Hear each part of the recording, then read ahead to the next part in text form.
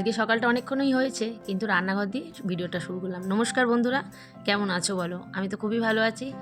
আমি Mallika, mini life ও Mallika channel থেকে তোমাদেরকে অনেক অনেক ভালোবাসা স্বাগত জানিয়ে আজকে আমার ভিডিওটা শুরু করলাম তোমাদেরকে সাথে নিয়ে। সকালে উঠে বাসি কাপড় ছেড়ে ছোটো মেয়েকে পড়তে পাঠিয়ে দিয়ে, ওর যেহেতু এখন মর্নিংয়ে পড়া থাকে, মর্নিংয়ে পড়া করে দিয়েছি, কারণ বিকেলে না খুব অসুবিধা হয়, 4:30টায় আসে, তারপরে ওই খাওয়া দাওয়া করতে গেলে অসুবিধা হয়ে যায়। তো ওইসব করে গোপাল সোনাকে দিয়ে তারপর ছুটতে চলে এসেছি ঘরবাড়ি ঝাড় দিয়ে রান্নাঘরে।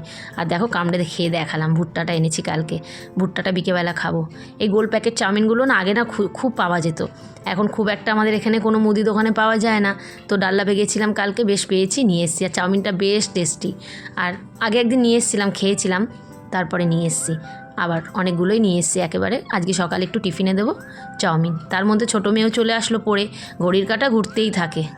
এই তেলের বোতলগুলো তো কিনেছিলাম, খুবই ভালো দেখতে, তো ভীষণই সুন্দর, কিন্তু একটু ধরতে ভয় লাগে জানো তো, মনে হয় কি এই ঘপ করে যদি তেলটা পড়ে যায়।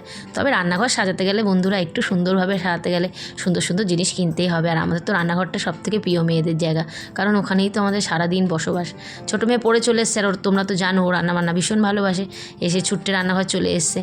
আর ওইদিকে একটুখানি আলু সেদ্ধ করলাম, কারণ আমি না ওর জন্য ফেনা ভাত করেছি, তো আলুটা দিতে ভুলে গেছিলাম, ওইটা আলাদা করে সেদ্ধ করে দিলাম। ওইদিকে চাউমিনের আলু ভাজা বসিয়ে তারপরে আমি চলে এসেছি ওকে চুলটা বেঁধে দিই। এদিকে ওকে খাবারটা দিয়ে দিয়েছি, ও খাচ্ছে। এক একদিন আবার খাইয়েও দিতে হয় জানো তো। আজকে গোবিন্দভোগ চালের ফেনা ভাত করে দিয়েছি ওকে।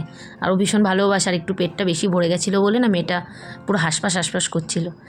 তো চলো ওকে চুলটা বেঁধে দিয়ে এবারে চাউমিনটা পুরো কমপ্লিট করে নিই। পুরো কমপ্লিট হয়নি, ওদিকে আলু ভাজা বললাম না বসিয়ে এসেছি। চলো এই যে চাউমিনটা এবারে ফ্রাই করে নিই। আর প্রদীপও খুব ভালোবাসে এই চাউমিনটা খেতে। আমি না একটু নিজে কথা বলেছিলাম, কিন্তু চারিদিকে এত আওয়াজে না নিজের কথাটা রাখতে পারি না। সকালবেলা সবারই তো ঘরে কাজকর্ম হয়, আমাদের তো একদম পাশাপাশি সব ফ্ল্যাটগুলো, সবার ঘরেই কথাবার্তা হয়। তো চলো ওইদিকে ওকে বার করে দিয়ে টিফিন দিয়ে, ওর বাপি টিফিন দিয়ে চলে এসেছি ছাদে। এই গাছগুলো লাগিয়েছিলাম, এখনও রোদে দিইনি, কারণ বৃষ্টি হচ্ছেই মাঝে মাঝে। আর জানো তো খুব মনটা খারাপ ছাদে আসলেই লাগে। চলো দেখাচ্ছি কেন মনটা খারাপ তোমাদেরকে। আজকে কেউ এখনও আসেনি ছাদে, আমিই ফার্স্ট আসলাম। দেখুন রোদের তেজটা শুধু, কতগুলো ঘুটে রোদে দিয়ে গেছিলাম গাছেদের জন্য। দেখবেন একটা জিনিস, দেখুন আমার ড্রাগন দুটো নষ্ট হয়ে গেছে। খুব কষ্ট পেলাম জানেন না, খুব কষ্ট পেয়েছি, এত কষ্ট পেয়েছি না, মানে কি বলবো। কি সুন্দর আপনারা প্রথমে দেখেছিলেন না, এই বৃষ্টির জল পড়লো ব্যাস, দেখুন দুটোই নষ্ট হয়ে গেছে। খুব কষ্ট লাগছে, এটার কষ্ট একমাত্র আমি ছাড়া আর কেউ বলতে পারবে না।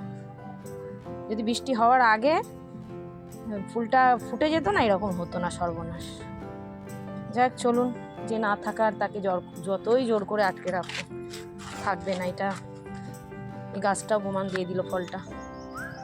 দেখুন পায়রাগুলো আমার জন্য বসে আছে, আজকে আমি খাবারই আনতে ভুলে গেছি সকালে, এত ব্যস্ততার মধ্যে। আর দেখুন এর জলের জন্য, আর এই চড়াই পাখিটার পা কি হয়েছে জানো,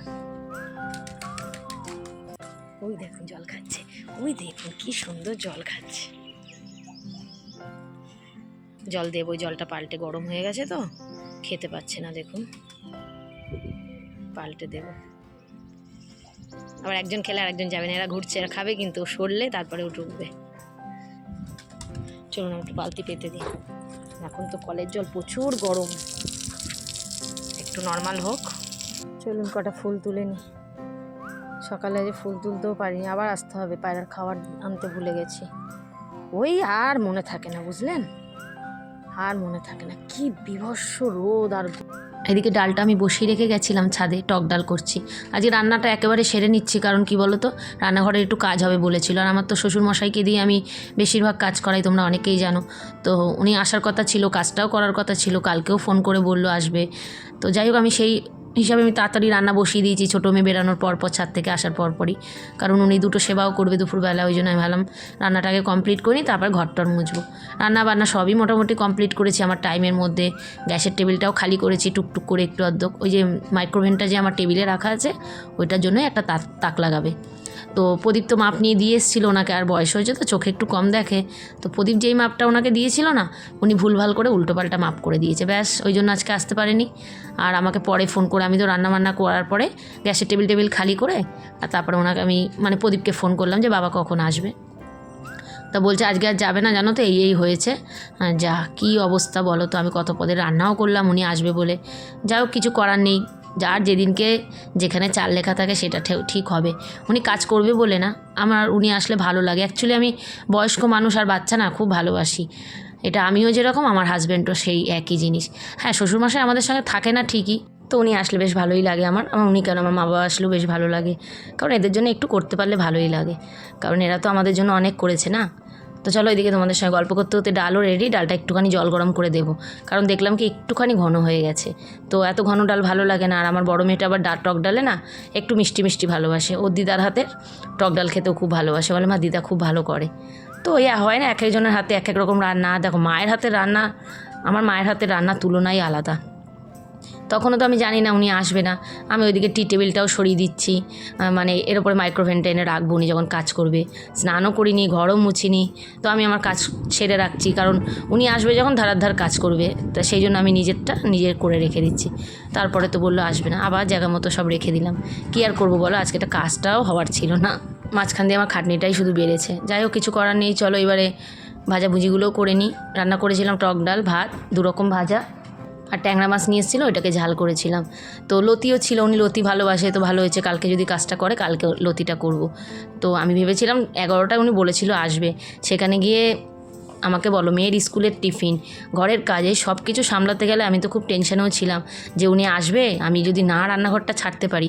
আর দেখো খাওয়াটা আগে, খাবার জিনিসটা না রেডি করে রাখলে না ধুলোবালি উঠবে, সেই জন্য আমি খুব ডিপ্রেশনে ছিলাম। আর আজকাল না খুব টেনশন হয় একটা কাজ নিয়ে, মানে টাইমের মধ্যে করতে হলে। যাই কিছু করার নেই, আসেনি, রান্নাবান্নাটাও কমপ্লিট হয়ে গেছে তাড়াতাড়ি। একদিকে ভালোই হয়েছে, কারণ এত তাড়াতাড়ি তো আমার রান্না হয় না। এই কুনকেটা দেখো আমার শাশুড়ি মায়ের, তোমাদের অনেকের বাড়িতেই নিশ্চয়ই এটা আছে, আমারও আছে। শাশুড়ি মায়ের এই জিনিসটা আমি খুব যত্ন করে রেখেছি। একটু ভেঙে গেছিলো, তো প্রদীপ আমাকে এটা না আবার একটু তার দিয়ে বেঁধে দিয়েছে। মানে আগেকার যুগের মানুষরা এতে করেই চাল মাপতো। আর বিয়ের সময় তো জানো এই দিয়ে অনেককে সিঁদুরও পড়ায়। তো ওইদিকে চালটা ধুয়ে রেডি করে দিই। আর অনেকটা চালও নিয়ে নিয়েছি জানো তো, আমি ভেবেছি উনি আসবে, যদি ওনার সঙ্গে কোনো মিস্ত্রি আসে কাজ করার জন্য। এখন তো আর বেশি পেরে ওঠে না, একটু মিস্ত্রির হেল্প লাগে ওনার।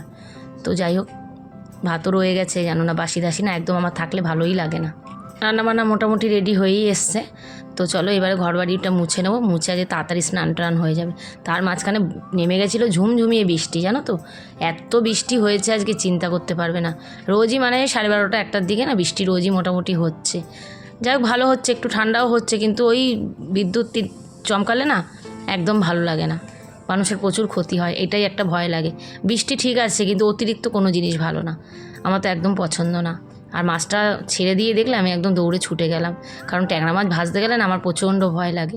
এদিকে ভাতও ফুটে গেছে, আর এই যে মশলাটা কষাতে বসিয়ে দিয়েছি। আমি এরকম ঝালই খেতে ভালোবাসি মাছের, মানে আলু টালু দিই না। আর প্রদীপও এই ঝোলটা খেতেই বেশি ভালোবাসি, একটু গামাখাই করেছিলাম। একটু মশলা ধোয়া জলটা দিয়ে দিলাম, দিয়ে এবারে আর একটু তেল ছেড়ে যাক, তারপরে জল দেবো। অনেক দিদিভাই দাদাভাইদের সঙ্গে ইউটিউব করতে করতে পরিচয় হয়েছে, তারা সকলে আমার ভিডিও দেখে, খুবই ভালো কমেন্টস করে। তার মধ্যে আমার বরের প্রশংসা কিন্তু প্রত্যেকটা মানুষ করে, প্রত্যেকটা মানুষ, দিদিভাইরাও করে। তো আমার ভীষণ ভালো লাগে সত্যি, ও মানুষটা একদমই অন্যরকম। আজকে তোমাদেরকে একটু শেয়ার করলাম, মানুষটা সত্যি তোমরা ভিডিওতে যেরকম দেখো সেরকমই। আমার উপর না কোনো প্রেশার করে না কিছু করে, মানে আমার উপর সংসারের দায়িত্ব আর ওর বাইরে দায়িত্ব। ও বলে তুমি তো ঘরটা সামলাও, আমি বাইরেটা সামলাই, এটা নিয়েভাবেই আমরা চলছি। কারণ আমাদের মাথার উপর আর কোনো বড় গার্জেন নেই, মানে ঘরে থাকার মতো বড় একটা গার্জেন থাকা খুব দরকার।